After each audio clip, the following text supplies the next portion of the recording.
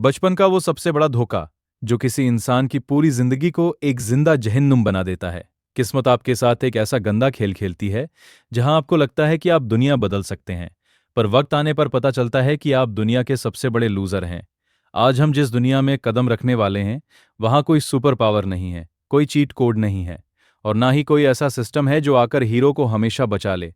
ये कहानी है एक ऐसी जिद की जो मौत को भी थका देती है। एक ऐसी दुनिया जहां मौत कोई छुटकारा नहीं, बल्कि एक कभी ना खत्म होने वाले दर्द की शुरुआत है। अगर आपको लगता है कि आपने रिग्रेशन पर बनी सबसे बेहतरीन कहानियां देख ली हैं, तो अपनी सीट पकड़ लीजिए, क्योंकि आज हम बिना एक भी छोटी डिटेल छोड़े एक एक चैप्टर के गहरे सच को खोलेंगे। चलिए शुरू करते हैं इस टाइम लूप के सबसे खौफनाक महासंग्राम को। एनक्रिड जब छोटा था तो आसपास के लोग उसे एक जीनियस या प्रेडिजी कहते थे। वो बातों को जल्दी समझता था, लोगों के हाथों की मूवमेंट्स को जल्दी नोटिस कर लेता था। लेकिन जब वो बड़ा हुआ और उसने एक नाइट बनने के लिए तलवार उठाई, तो किस्मत ने उसे दुनिया का सबसे बड़ा झटका दिया। उसके पास तलवार चलाने का यानी स्वॉर्ड्समैनशिप का बिल्कुल जीरो टैलेंट था। उसके साथ के बच्चे जो कल तक उसके पीछे चलते थे, वो धीरे धीरे ऊंचे रैंक्स पर चले गए, और एनक्रिड सिर्फ एक ऑर्डिनरी लो रैंकिंग मर्सनरी सोल्जर बनकर रह गया, जिसे बॉर्डर पर कीड़े मकोड़ों की तरह इस्तेमाल किया जाता था। लेकिन एनक्रिड के अंदर एक ऐसी जिद थी जो किसी नेचुरल टैलेंट से कहीं ज्यादा गहरा घाव करती है। वो बाकी सभी सोल्जर से कम सोता था, सबसे पहले उठता था और ट्रेनिंग ग्राउंड में लगातार तलवार चलाने की प्रैक्टिस करता था। फिर भी दुनिया का एक नियम है, सिर्फ मेहनत से आप उस दीवार को नहीं तोड़ सकते जो कुदरत ने आपके सामने खड़ी की है। बैटलफील्ड पर अचानक से हमला होता है। बॉर्डर एरिया पर दुश्मन किंगडम की महाशक्तिशाली यूनिट्स आगे बढ़ती हैं। एनक्रिड के सामने एक ऐसा दुश्मन नाइट आता है जिसे देखकर ही समझ आ जाता है कि वो कोई आम इंसान नहीं है। इस दुनिया में नाइट्स फिजिकल सुपीरियरिटी और विल का एक ऐसा भेद होते हैं जो आम इंसान के लिए एक इम्पॉसिबल वॉल यानी दीवार जैसा है। एनक्रिड अपना स्टांस लेता है। उसके हाथों में सस्ती और पुरानी तलवार थी जिसमें जगह जगह डेंट्स पड़ चुके थे। वो अपनी पूरी ताकत से दुश्मन पर एक वर्टिकल स्विंग करता है, लेकिन सामने वाले नाइट की आंखों में कोई खौफ नहीं था। उसके लिए एनक्रिड का अटैक इतना धीमा था जैसे कोई बच्चा हवा में हाथ चला रहा हो। एक झटके में, बिना किसी एफर्ट के, दुश्मन अपने ब्लेड को घुमाता है। एनक्रिड को दुश्मन की मूवमेंट तक देखने का मौका नहीं मिलता। एक सटीक तेजी से आता हुआ ब्लेड का वार सीधा एनक्रिड की गर्दन को चीरते हुए निकल जाता है। एनक्रिड के सीने से हवा छूट जाती है। उसके मुंह से लाल खून की धार बहती है। उसकी आंखों के सामने धुंध छाने लगती है और वो पत्थरों पर गिरकर हमेशा के लिए दम तोड़ देता है। मौत का वो सन्नाटा और गर्दन पर तलवार घोंपने का वो खौफनाक दर्द। लेकिन अगले ही पल एक झटके से एनक्रिड की आंखें खुल जाती हैं। वो हाँफ रहा है, उसकी छाती तेजी से ऊपर नीचे हो रही है, और उसके हाथों की उंगलियां लगातार उसकी गर्दन को टटोल रही हैं। ना तो वहां कोई खून था, ना कोई कटा हुआ मांस, और ना ही मौत का वो बेहद गहरा दर्द। वो अपने पुराने कैंप के बिस्तर पर जिंदा बैठा था। सुबह की हल्की धूप खिड़की से अंदर आ रही थी। एनक्रीड पागलों की तरह अपने कमरे से बाहर निकलता है। वो सोचता है कि क्या ये कोई बुरा सपना था जो उसने बैटलफील्ड पर देखा। लेकिन जैसे ही वो बाहर जाता है, उसे दुनिया का सबसे बड़ा शौक लगता है। वही मर्सिनरीज, वही दोस्त, और वही सुबह बिल्कुल एग्जैक्ट तरीके से चल रही है। उसका कैप्टन लेथो उसके पास आता है और वही वर्ड्स बोलता है जो उसने पिछली लाइफ में बोले थे। इनक्रीड, अगर तुम इस तरह ट्रेनिंग करोगे तो बॉर्डर पर पहले दिन ही मारे जाओगे। इनक्रीड का दिमाग सुन्न हो जाता है। उसे रियलाइज होता है कि वो किसी सपने में नहीं, बल्कि एक इन्फिनिट टाइम लूप में फंस चुका है, जहां मौत के बाद सब रीसेट हो जाता है।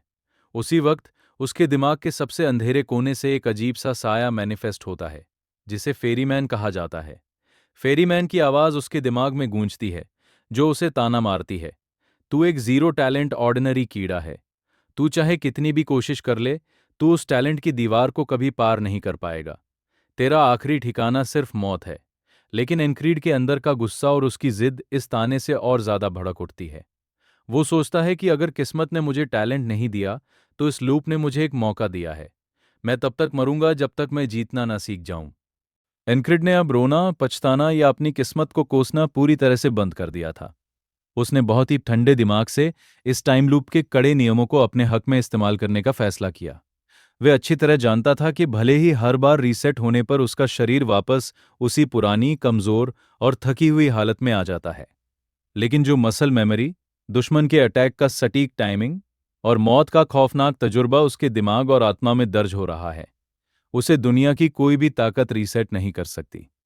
वो सुबह से ही अपने शरीर के बैलेंस, अपने पैरों के मूवमेंट और सेंटर ऑफ ग्रेविटी पर फोकस करना शुरू कर देता है। वो अपनी पलटन के किसी भी साथी से कोई बात नहीं करता और चुपचाप अपनी तलवार लेकर ठीक उसी समय पर बॉर्डर के उसी एग्जैक्ट कोऑर्डिनेट्स स्थान पर पहुंच जाता है जहां पिछली बार दुश्मन नाइट ने हमला किया था। वहां का माहौल बिल्कुल वैसा ही था। हवा में सूखी मिट्टी की महक थी, दूर से आग के गोलों के फटने की गूंज आ रही थी और जमीन घोड़ों के टापों से कांप रही थी। और फिर धूल के गुबार को चीरते हुए वही भारी बख्तरबंद दुश्मन नाइट ने हमला किया था। खचाक! जैसे ही दोनों के ब्लेड्स आपस में टकराए, उस नाइट की शारीरिक ताकत का दबाव इतना ज्यादा हैवी था कि एनक्रिड की तलवार उसके हाथों में बुरी तरह से कांपने लगी। उसकी कलाई की हड्डियां चटकने लगी। नाइट की ताकत के सामने एनक्रिड का वो आधा अधूरा डिफेंस एक ही पल में बिखर गया। नाइट ने अपनी तलवार को थोड़ा सा ट्विस्ट किया और उसका धारदार ब्लेड एक बार फिर एनक्रिड के डिफेंस को चीरता हुआ सीधा उसकी गर्दन के आर पार स्टैब इन द नेक हो गया। गर्म खून एक बार फिर एनक्रिड के मुंह से फूटा। उसका शरीर दोबारा उसी मिट्टी में गिरकर तड़पने लगा। उसकी आंखों के सामने वही अंधेरा छाने लगा और दम तोड़ते हुए उसके कानों में फेरीमैन की वो घिनौनी हंसी दोबारा गूंज उठी। Tick tock!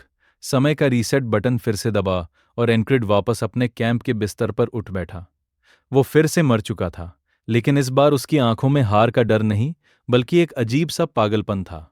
इसके बाद शुरू होता है एनक्रिड का एक ऐसा खूनी और रूह कपा देने वाला ग्राइंड जो किसी भी आम इंसान के मानसिक संतुलन को पूरी तरह से तबाह कर दे।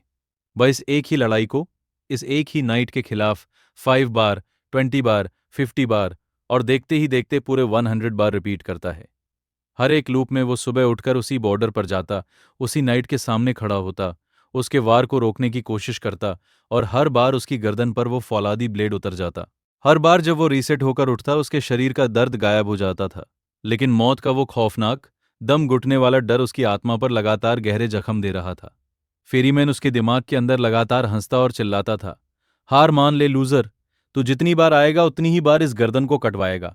लेकिन एनक्रिड का दीवानापन अब एक अलग ही लेवल पर पहुंच चुका था। वह हर एक मौत से दुश्मन की एक बहुत ही छोटी सूक्ष्म डिटेल अपनी याददाश्त में सेव कर रहा था। वह नोट कर रहा था कि दुश्मन जब अपनी भारी तलवार को राइट साइड से उठाता है तो उसके लेफ्ट शोल्डर का बैलेंस हल्का सा नीचे की तरफ शिफ्ट होता है। जब वो वार करने के लिए आगे बढ़ता है तो उसके पैर की ग्रिप जमीन पर 2 सेंटीमीटर पीछे खिसकती है। एनक्रिड इन सारी बारीक जानकारियों को अपने दिमाग की गहराइयों में और अपनी कलाई की मसल मेमोरी में पूरी तरह से फिट कर रहा था। मिलिट्री कैंप के बाकी मर्सिनरीज और खुद कैप्टन लेथो उसे देखकर बहुत ज्यादा परेशान रहने लगे थे। उन्हें समझ नहीं आ रहा था कि एक ही दिन के अंदर इस साधारण, बिना टैलेंट के गार्ड के तलवार चलाने का ढंग इतना ज्यादा सटीक, इतना शार्प और इतना घातक कैसे होता जा रहा है।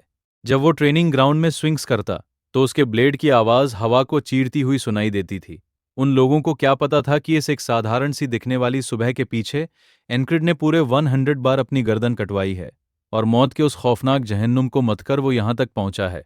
वह अब एक साधारण सैनिक नहीं, बल्कि मौत का अभ्यासी बन चुका था। और आखिरकार वो लूप आ ही जाता है जिसकी कीमत एनक्रिड ने अपनी 100 मौतों से चुकाई थी। युद्ध का वही मैदान था, चारों तरफ वही चीख पुकार थी और एनक्रिड उसी बॉर्डर लाइन पर अपनी तलवार थामे शांत खड़ा था। धूल के गुबार को चीरते हुए वही भारी बख्तरबंद दुश्मन नाइट दोबारा उसके सामने आता है। नाइट पूरी ताकत और घमंड के साथ अपनी भारी तलवार को हवा में लहराता है और एनक्रिड का वजूद मिटाने के लिए वही सेम सटीक और बिजली जैसा वार सीधा उसकी गर्दन की तरफ करता है। लेकिन इस बार एनक्रिड का वजूद मिटाने के लिए वही सेम सटीक और बिजली जैसा वार सीधा उसकी गर्दन की तरफ करता है। दोनों के वेपन्स के टकराने से एक जोरदार मेटल की आवाज गूंजती है। उस झटके से दुश्मन की तलवार का धारदार ब्लेड एनक्रिड की गर्दन से सटीक 2 सेंटीमीटर की दूरी पर पहुंचता है। एनक्रिड एक बेहद शार्प और बिजली जैसे फुटवर्क के साथ अपने पूरे शरीर के वेट को लेफ्ट साइड में शिफ्ट कर देता है। दुश्मन का वो भारी वार हवा को चीरता हुआ खाली निकल जाता है। उस नाइट की आंखों में अपनी पूरी जिंदगी में पहली बार एक गहरा शौक और अविश्वास दिखाई देता है। उसे समझ नहीं आता कि एक साधारण सैनिक ने उसके सबसे बेस्ट वार को कैसे डॉज कर दिया। इससे पहले कि वो नाइट अपनी पोजीशन को संभाल पाता या अपनी तलवार को वापस खींच पाता, एनक्रिड अपनी पूरी ताकत अपनी कलाई में समेटता है। वो अपनी पुरानी डेंट्स से भरी सस्ती तलवार को पूरे कोणीय वेग के साथ घुमाता है और सीधा नाइट के खुले हुए ब्लेड पर एक जोरदार काउंटर स्ट्राइक करता है। बूम! दोनों के वेपन्स के टकराने से एक जोरदार मेटल की आवाज गूंजती है। उस झटके से दुश्मन नाइट का पूरा बैलेंस बिगड़ जाता है और उसकी भारी तलवार उसके हाथों से छूटकर दूर पत्थरों पर जा गिरती है। नाइट का सीना अब पूरी तरह से खुला हुआ था। एनक्रिड बिना एक मिलीसेकंड का वक्त गवाए एक कदम आगे बढ़ाता है और अपनी तलवार को पूरी क्रूरता और ताकत के साथ सीधा उस नाइट के बख्तरबंद सीने के आर पार घोंस देता है। नाइट के मुंह से खून निकलता है, उसका भारी शरीर जमीन पर गिरता है और वो हमेशा के लिए शांत हो जाता है। एनक्रिड युद्ध के उस मैदान में अकेला खड़ा हाँफ रहा था। उसकी तलवार की नोक से दुश्मन का गर्म खून धीरे धीरे टपक रहा था। उसके दिमाग के अंदर बैठा फेरीमैन बिल्कुल खामोश हो चुका था। एनक्रिड ने आज पहली बार उस प्राकृतिक टैलेंट की असंभव दीवार, वॉल, को अपनी अंतहीन जिद और 100 मौतों के दम पर तोड़कर चकनाचूर कर दिया था। उसने साबित कर दिया था कि मेहनत जब मौत से टकराती है तो इतिहास बदल जाता है। उस भारी बख्तरबंद दुश्मन नाइट की छाती को चीरकर जब एनक्रीड ने अपनी पहली जीत हासिल की तो उसे लगा था कि उसने इस दुनिया के सबसे बड़े सत्य को पा लिया है। उसे लगा था कि मौत के इस लूप ने उसे अजेय बना दिया है। लेकिन हकीकत का सामना जब दोबारा हुआ तो उसे समझ आया कि उसने सिर्फ एक दीवार तोड़ी थी, जबकि उसके आगे पहाड़ों की एक पूरी श्रृंखला खड़ी थी। युद्ध समाप्त होने के बाद जब बची कुची पलटन वापस बॉर्डर गैरिसन बॉर्डर गैरिसन के सुरक्षित कैंप में लौटती है तो एनक्रीड के चलने के ढंग, उसकी सांसों की लय और उसकी तलवार पकड़ने की मजबूत ग्रिप को देखकर कैप्टन लेथो लेथो की तीखी नजरें उस पर टिक जाती हैं। लेथो एक